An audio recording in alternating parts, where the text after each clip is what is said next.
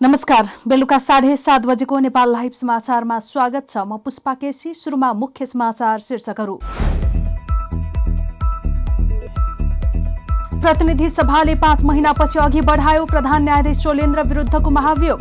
समितिमा पठाइयो। अब समितिले 3 महिनाभित्र जबरामाथि लागेको आरोपमा छानबिन गरेर प्रतिवेदन बुझाउने।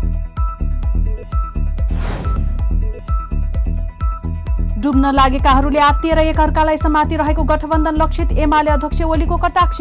माओवादी केन्द्र कांग्रेसले हेपेको महसुस गरेर पनि गठबन्धनमा रहन बाध्य भएको तर्क।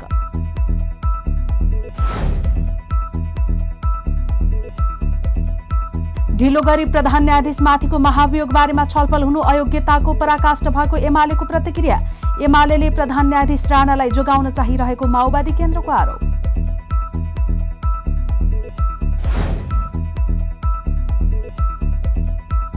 ताइवानमा चीनको सैन्य अभ्यास आइतबार चौथो दिन पनि जारी। अमेरिकाद्वारा चीनले उत्तेजना फैलाउन खोजेको र अनुत्तरदायी काम गरेको भन्दै चर्को आलोचना।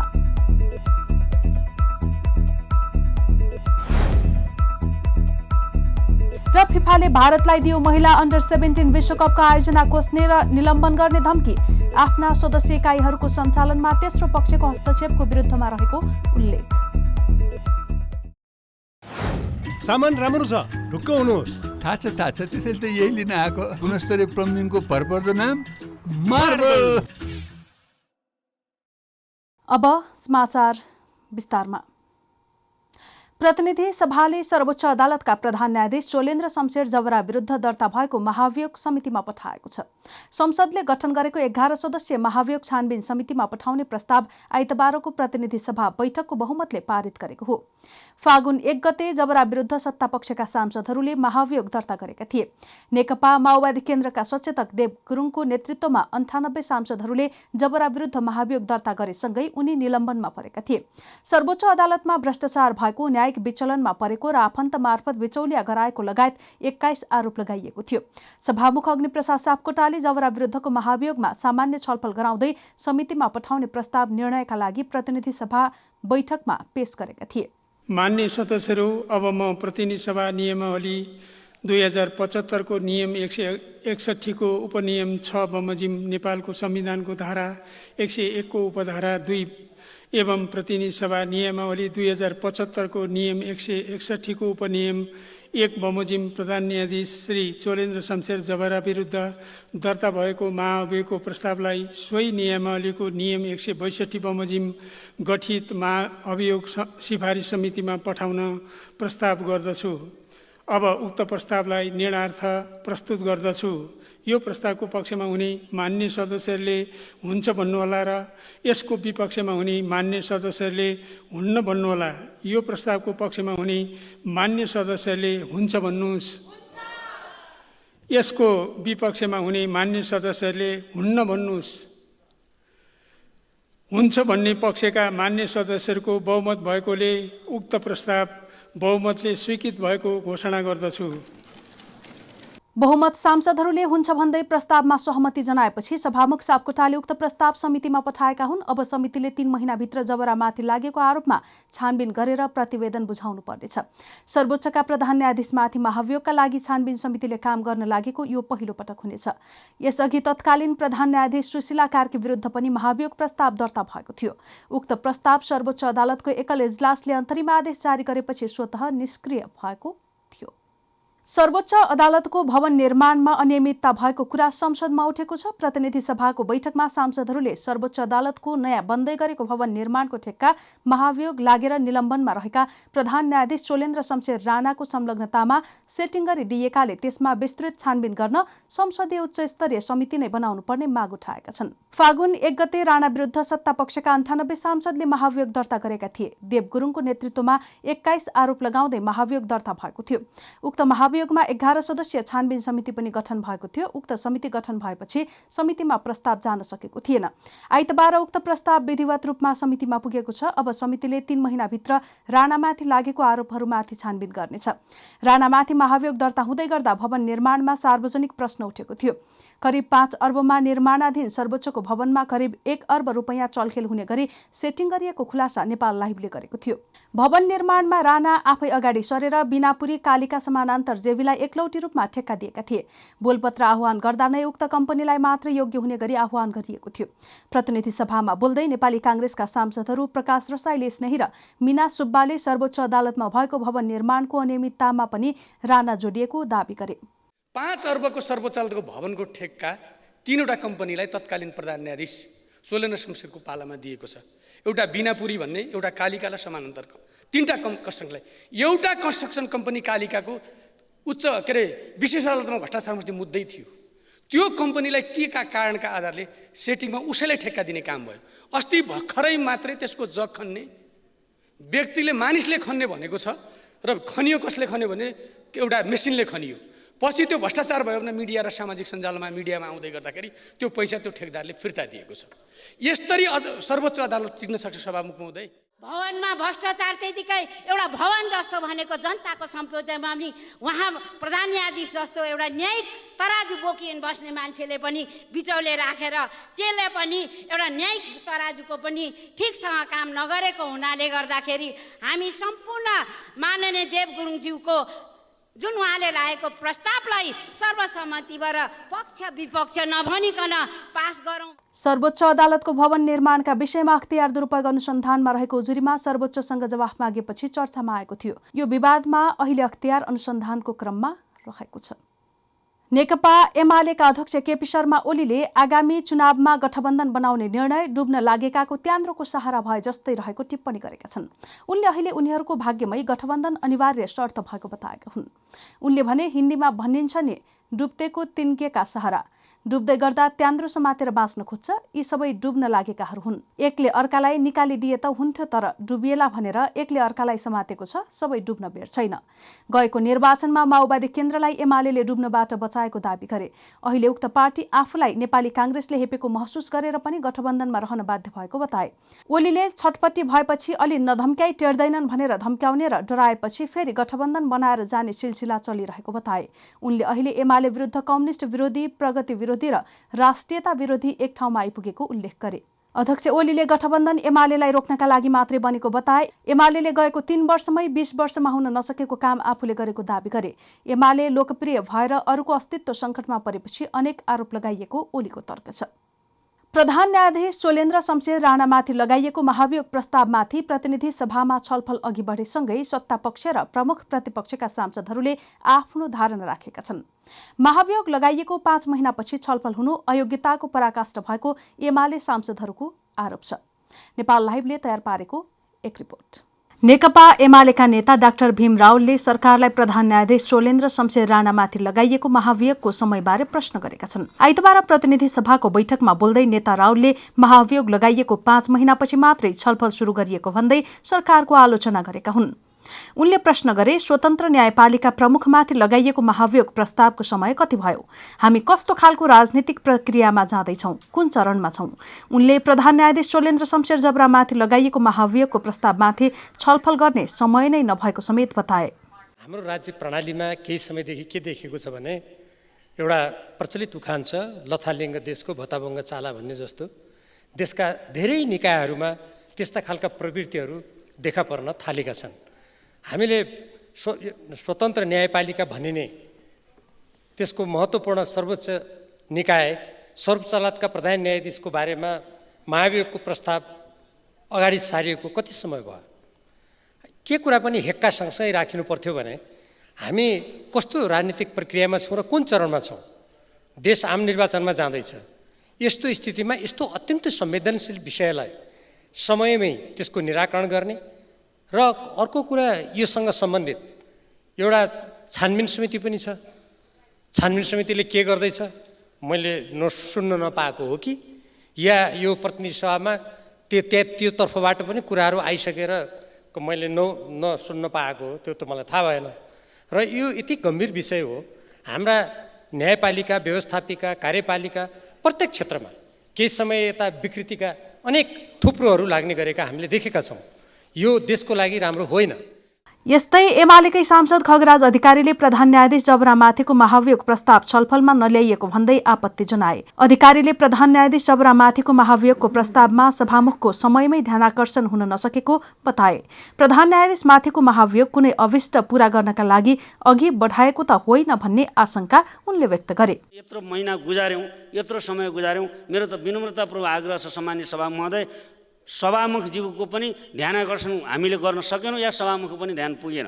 हामीले समयभित्र यो कार्य सम्पादन गर्ने गरी आउनुपर्ने थियो सामान्य सभा महोदय। अहिले त अब हामी कहाँ छौँ र हाम्रो समयले हामीलाई यो अनुमति दिन्छ कि दिँदैन? त्यसकारण साँच्चै हामी निजलाई अभियुक्त करार गरेर दोषी करार गरेर मुक्त गर्न खोजेका हौँ कि या कुनै अभिष्ट पुरा गर्नको निम्ति यो हामीले दर्ता गरेका हौँ? यो त बडा प्रश्न चिन्ह खडा भयो सामान्य सभा महोदय। म सक्छु।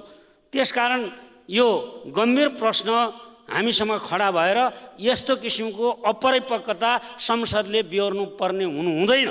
संसदले टाइमभित्रै आफ्नो निरूपण गर्न सक्ने सामर्थ्य राख्छ र यो प्रतिनिधि सभाले यो सामर्थ्य राख्थ्यो। तर आज हामीलाई झुन्याइ गरेर अहिले लिएर आएर अनि यसमा छलफल गराउने रित पुर्याए भन्ने मात्रै काम गर्नु हाम्रो अयोग्यताको पराकाष्ठ हो भन्ने मलाई लागेको छ सामान्य सभा महोदय। यस्तो काम कदापि नहोस् र नजिर पनि नबसोस् भन्ने पनि म अनुरोध गर्न चाहन्छु। एमालेकै सांसद निरुदेवी पालले प्रधान न्यायाधीश चोलेन्द्र शमशेर जबरा विरुद्धको महाभियोग प्रस्ताव क्षणिक राजनीतिक अभिष्ट पूरा गर्नका लागि मात्रै ल्याइएको हो भन्दै प्रश्न गरिन्।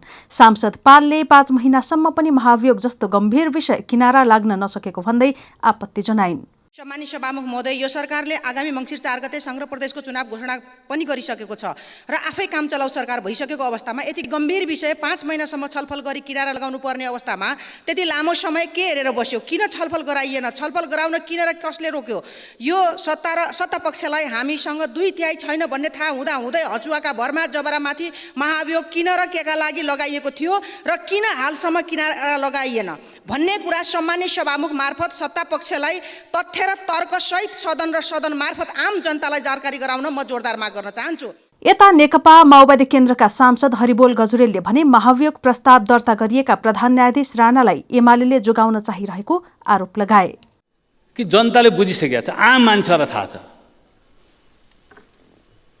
तर अहिले सत्ता पक्ष प्रतिपक्ष सबै एक ठाउँमा आएर यसलाई छिटोभन्दा छिटो गरौँ भन्नेमा सहमति दिनुपर्ने ठाउँमा किन 2/3 नभए त्यो पारित हुँदैन। प्रतिपक्षले सहयोग नगरी पारित हुँदैन। प्रतिपक्ष त अगाडि आउनु पर्यो नि, ल तपाईँहरू अगाडि बढ्नुहोस् हामी छौँ। तर आज प्रतिपक्ष जिब्रो चपाएर कुरा गरिरहेको छ। यहाँ सोझै बोल्न गाह्रो छ। प्रतिपक्ष जोगाउन चाहिरहेको छ, किन सोझै बोल्दा जनताको बिचमा चाहिँ जनताको नजरमा त आफ्नो पार्टीको छवि, व्यक्तिको छवि गिर्छ। त्यसले यसो गर्नुहुन्न। यो व्यवस्था बदलियो, अवस्था बदलिएन। यस्तै नेपाली कांग्रेसका सचेतक मीनबहादुर विश्वकर्माले विकृति र विसङ्गतिको चाङमा उभिएका प्रधान न्यायाधीश राणालाई निलम्बन गरिएको भन्दै उनी विरुद्धको महाभियोग प्रस्ताव पास गरियोस् भन्ने माग गरे। विश्वकर्माले उनी विरुद्ध सदनमा भन्दा पनि पहिले सडकबाट प्रश्न उठेको बताए। न्यायपालिकाको क्षेत्रमा सर्वोच्च पद प्रधान न्यायाधीशले आफ्नो पदअनुसारको आचरण गर्न नसकेको, कार्य सम्पादन गर्न नसकेको, विवादित फैसलाहरू गरेको, अन्यायपूर्ण फैसलाहरू गरेको, बिचौलियाको प्रयोग गरेर मुद्दाहरूलाई प्रभावित गरेको जस्ता विषयहरू उठाएर संसदले होइन सभामुख महोदय, सडकबाट अधिवक्ताहरू, कानुनविदहरू, कानुन व्यवसायीहरू, त्यति मात्रै होइन सभामुख महोदय, स्वयं न्यायाधीशहरू पनि, न्यायपालिकाका न्यायाधीशहरू पनि, सबै तहका न्यायाधीशहरू, त्यति मात्रै होइन पूर्व प्रधान न्यायाधीशहरू समेत पनि र कानुन व्यवसायी मात्रै होइन त्यसबाट प्रभावित हुने आम नागरिकहरू पनि आजभन्दा झट्ट सम्झौता हामी 1.5 वर्ष अगाडि सडकमा वकिलहरू कालोकोट लाएर आन्दोलन गरिरहेका थिए र पक्ष र विपक्षमा लाप्पा खेलिरहेका थिए, लडाइँ गरिराखेका थिए र निलम्बित प्रधान न्यायाधीशको बारेमा अब सिफारिस समितिले उपयुक्त सिफारिस गरेर यो महाभियोग प्रस्ताव पास गर्नुपर्दछ, गरियोस् भनेर म सभामुख महोदय मार्फत मान्य सदस्यहरूज्यूसँग पनि आग्रह गर्दछु। यो सिङ्गो संसदसँग पनि म आग्रह गर्दछु। नेपाली कांग्रेसकै सांसद प्रकाश रसाइली स्नेहीले निलम्बित प्रधान न्यायाधीश जबराले सरकारी निवास नछोडेको प्रति आक्रोश व्यक्त गरे। उनले निलम्बनमा परेपछि जबराले सरकारी निवास छोड्नुपर्ने बताएका हुन्। एउटा निलम्बित भएको कर्मचारी समेत प्रमुख जिल्ला अधिकारी जुनसुकै व्यक्ति पनि प्रधान न्यायाधीश के अरे जुनसुकै व्यक्ति पनि कार्यालय प्रमुख जुनसुकै व्यक्ति पनि निवास छोडेर बस्छ। तर अहिलेको प्रधान न्यायाधीश मजाले गजदम्म म प्रधान न्यायाधीश नै हुने निवास नछोडे। आफूमाथि लागेका आरोपहरूलाई संसदमा किनारा नलगाउन्जेलसम्मका निम्ति बाहिर बसेर सहयोग गर्नु पर्दैन। नेपाली कांग्रेसकै सांसद डिला सङ्ग्रौला पन्तले प्रधान न्यायाधीश जबराले न्यायालयमा बिचौलिया प्रवेश गराएका कारण महाभियोग प्रस्ताव ल्याइएको दावी गरिन्। सर्वोच्चमा बिचौलियाको प्रवेश गराएकोले पनि यो प्रस्ताव ल्याइएको हो। न्यायिक र नैतिक विचलन कार्यक्षमता नभएको व्यक्ति सर्वोच्च अदालत जस्तो गरिमामय पदमा बसिरहन मिल्दैन। निष्पक्ष स्वतन्त्र न्याय दिने निकायमा एउटा इमानदार नैतिक चरित्र भएको व्यक्तिको आवश्यकता पर्छ। त्यसैले सभामुख महोदय, यो प्रस्तावलाई हामीले सत्ता पक्ष र प्रतिपक्षको आँखाले नहेरौँ। यो प्रस्तावको पक्षमा सबैले समर्थन गरौँ, किनभने न्यायपालिकामा नै बिचौलिया भयो, भ्रष्टाचारी भयो, जनतालाई न्याय दिन सकेन। लोकतन्त्रको अन्तिम कडी भनेको स्वतन्त्र न्यायपालिका हो। यसमा पनि पक्ष विपक्ष भएर हामीले तर्क गर्न थाल्यौँ भने जनताले न्याय कहाँबाट पाउँछन्। यस्तै माओवादी केन्द्रकी सांसद चाँद तारा कुमारीले न्याय क्षेत्रको विकृति र विसङ्गति हटाउन नेपाल बार तथा नेपालको सिङ्गो न्याय क्षेत्र आन्दोलन गर्न बाध्य भएको स्मरण गराएकी छिन्। सिन्धुपाल्चोकको मध्य भोटेकोशी जलविद्युत आयोजनाको काम सकिन अझै 1 वर्ष लाग्ने भएको छ। आयोजनाका प्रशासकीय अधिकृत रामराज रायका अनुसार आयोजनाको सम्पूर्ण काम पूरा हुन थप 1 वर्ष लाग्ने भएको हो। आगामी वर्षको वैशाख महिनामा 3 युनिट मध्ये 1 युनिटलाई सञ्चालनमा ल्याउने आयोजनाको लक्ष्य छ। रायका अनुसार हालसम्म ड्याम निर्माणको काम करिब सकिएको भए पनि पावर हाउस निर्माण तथा सुरुङ हाइड्रो मेकानिकल सामानहरूको कमिसनिङ र टेस्टिङको काम भने बाँकी रहेकाले थप 1 वर्ष समय लाग्ने भएको हो। अहिले ड्यामको काम 95 देखि 97% सकिएको छ। राय भन्छन् अहिले पावर हाउसको काम भइरहेको छ। अहिले पावर हाउसको काम पनि भइरहेको छ। राय भन्छन् अहिले पावर हाउसको इलेक्ट्रोमेकानिकल सम्बन्धी काम भारतको इन्ड्रिज हाइड्रो पावरले गरिरहेको छ। सन् 2014 को सुरुवातमा निर्माण सुरु भएको मध्य भोटेकोशी आयोजना सन् 2017 को अन्त्यमा सम्पन्न गर्ने लक्ष्य लिएको थियो। तर जुरे पहिरो, भूकम्प, बाढी पहिरो, बाँध स्थल निर्माण, जग्गा समयमा उपलब्ध गराउन नसक्नु र ठेकेदारले अपेक्षाकृत रूपमा काम गर्न नसक्दा आयोजनाको काममा ढिलाइ भएको राय बताउँछन्। नेपाल विद्युत प्राधिकरणका कार्यकारी अधिकृत कुलमान घिसिङले 2074 साल पुसमा नै काम 2 वर्षभित्र सक्ने निर्देशन दिएका थिए। 12 अर्ब 28 करोड अनुमानित लागत रहेको उक्त आयोजनामा कर्मचारी सञ्चय कोषले ऋण प्रवाह गरेको छ। प्रसारण लाइन आयोजना प्रभावित क्षेत्रको क्षतिपूर्ति निर्धारण समिति पनि सरकारले बिहिबार मात्रै गठन गरेको छ। 120 मेगावाट विद्युत उत्पादन हुने उक्त आयोजनाले अबको 10 महिनामा सम्पन्न गर्ने लक्ष्य लिएर काम अघि बढाइएको भए पनि सो अवधिमा काम सम्पन्न गर्न कठिन भएको रायको भनाइ छ। हामी नेपाल लाइभ समाचारमा छौं। अब अन्तर्राष्ट्रिय समाचार।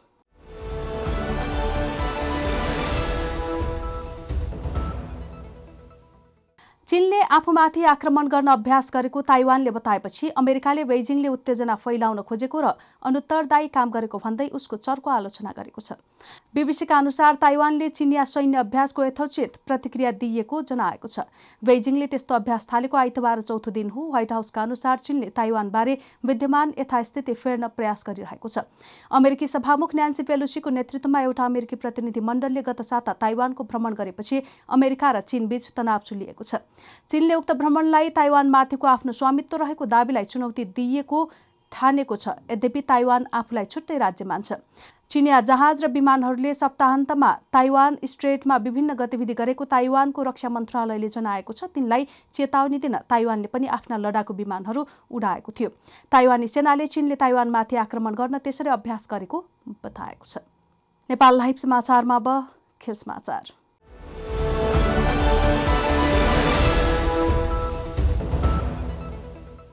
विश्व फुटबलको सर्वोच्च निकाय फिफाले अखिल भारतीय फुटबल महासंघलाई अक्टोबरमा हुने महिला अन्डर 17 विश्वकपको आयोजना खोस्ने र निलम्बन गर्ने धम्की दिएको छ।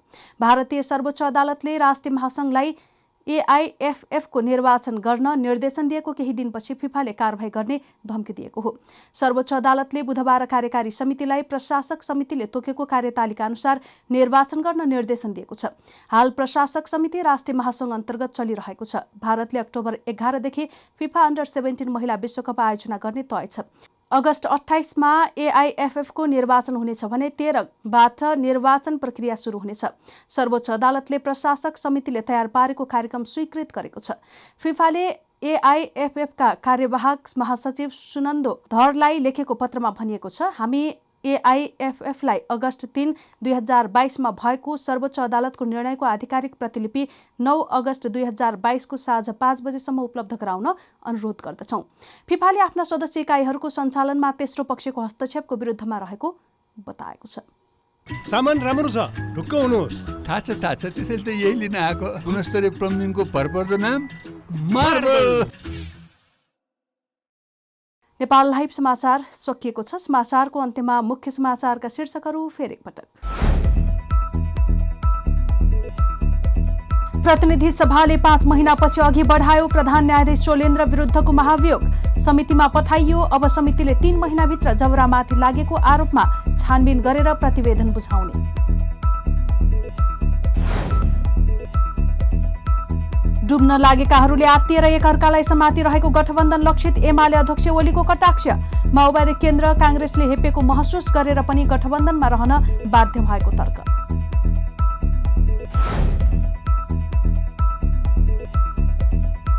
ढिलो गरी प्रधान न्यायाधीशमाथिको महाभियोग बारेमा छलफल हुनु अयोग्यताको पराकाष्ठ भएको एमालेको प्रतिक्रिया। एमालेले प्रधान न्यायाधीश राणालाई जोगाउन चाहिरहेको माओवादी केन्द्रको आरोप।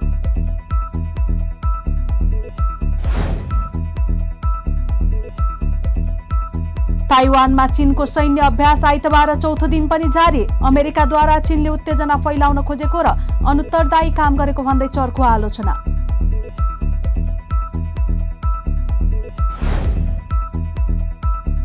र फिफाले भारतलाई दियो महिला अन्डर 17 विश्वकपका आयोजना खोस्ने र निलम्बन गर्ने धम्की। आफ्ना सदस्य इकाइहरूको सञ्चालनमा तेस्रो पक्षको हस्तक्षेपको विरुद्धमा रहेको उल्लेख।